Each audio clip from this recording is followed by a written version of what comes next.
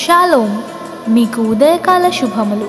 అనుదిన వాక్య ధ్యానం డైలీ బ్రెత్కు మీకు స్వాగతం. Praise the Lord. ఈ దినము కొరకు సిద్ధపరచబడిన దేవుని వాక్యము యోబు గ్రంథము 42వ అధ్యాయము 5వ వచనం. వినికిడి చేత నిన్ను గూర్చిన వార్త నేను వింటిని, అయితే ఇప్పుడు నేను కన్నులారా నిన్ను చూచుచున్నాను. ప్రభునందు పిల్లరా, భక్తుడు యోబు దేవునికి ప్రార్థన చేస్తున్నటువంటి మాట, దేవుని ప్రశ్నలకు జవాబిస్తున్నట్లుగా మనం చదువుకుంటున్నాం. వినికిడి చేత నిన్ను గూర్చి వార్త నేను వింటిని అంటే ఏమి విన్నాడు, ఏమి ఆయన జవాబిస్తున్నాడు అనేది మనం చూసుకోవాలి. దేవుడు ఆయనకు కనపడ్డాడా, రూపం గురించి మాట్లాడుతున్నాడా, లేదా ఆకాశంలో ఏదైనా రూపంలాగా గాలివానల్లో మబ్బుల్లాగా దేవుడు ప్రత్యక్షం అయ్యాడా?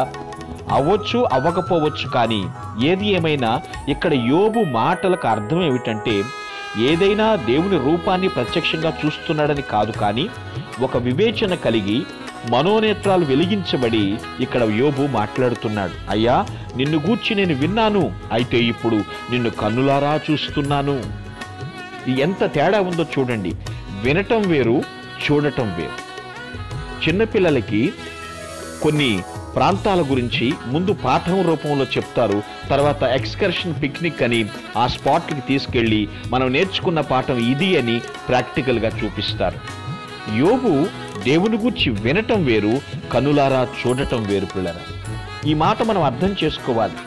యోబు వాదిస్తున్నాడని గొప్పవాడని నేను చెప్పట్లేదు, స్నేహితులు ఇంకా బాగా వాదించారని వారు గొప్పవారని నేను చెప్పట్లేదు. కానీ యోబులో పశ్చాత్తాపము కలుగజేసింది వాదమా, గొప్పతనం అనేది కాదు, కానీ ఆ శోధనను బట్టి, ఆ యొక్క కార్యాలను బట్టి మరొక క్రొత్త సత్యాన్ని యోబు నేర్చుకున్నాడు.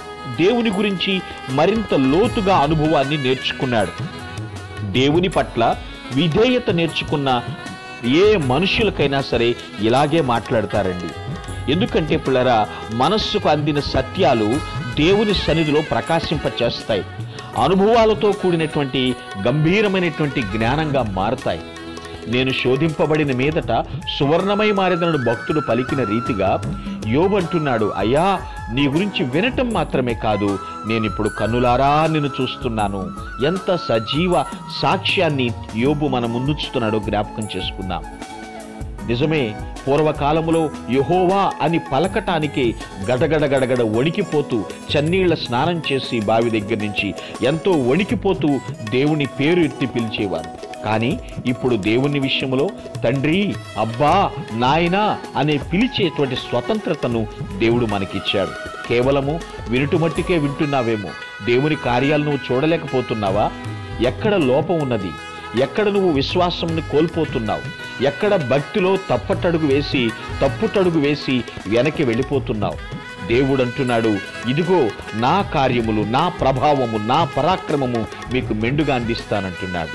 దేవుని సన్నిధిలో నిజమైనటువంటి భక్తిని చేయుదుముగాక. మీ కొరకు ప్రార్థించుటకు మేమెల్లప్పుడూ సిద్ధం.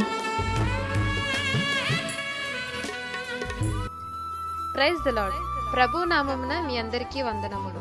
ఈ మా సందేశముల ద్వారా మీరు ఆశీర్వదింపబడినట్లయితే మీ తోటి వారికి షేర్ చేసి దేవుని రాజ్య సువార్తలో మీరు కూడా పాలుభాగస్తులు కావాలని ఆశిస్తున్నాం. మొదటిసారిగా ఈ ఛానల్ను చూస్తున్నట్లయితే మా ఛానల్ను సబ్స్క్రైబ్ చేయండి.